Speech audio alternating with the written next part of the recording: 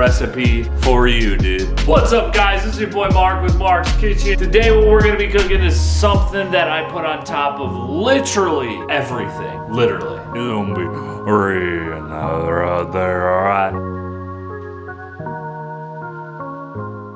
To get you started, pour your red pepper chili flakes into your vessel of choice. Please funnel it in so there's no spillage, dude. Then we're gonna pour a couple of teaspoons of Sichuan peppercorn right into the mix. Then just add a couple teaspoons of salt. Give everything a good mix to make sure everything is combined. The best way to peel your ginger is with the back of your spoon. Proceed to do that. Cut it into little pieces as well as your garlic. Pour 2 cups of neutral oil. I used grapeseed oil into a pan. Get your roughly chopped ginger and garlic into the pan and stir until the oil becomes hot and bubbly.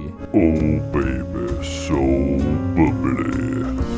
Leave your garlic and ginger in there for the oil to soak up for about 10 minutes. Fish it out and we'll be ready to pour this over our dry ingredients. Pour your ripping hot oil over the top of the chilies very carefully, and it's going to crackle and bubble just like this.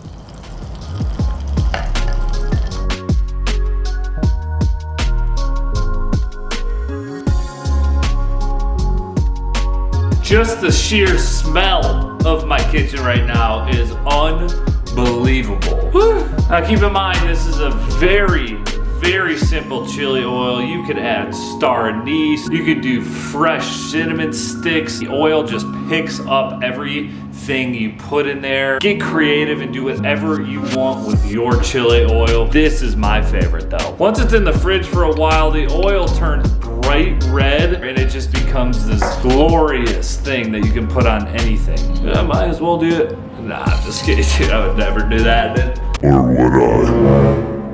Thank you all for tuning in to another episode of Mark's Kitchen. You already know what they say. If you can do it in Mark's Kitchen, you can do it in your kitchen. Peace.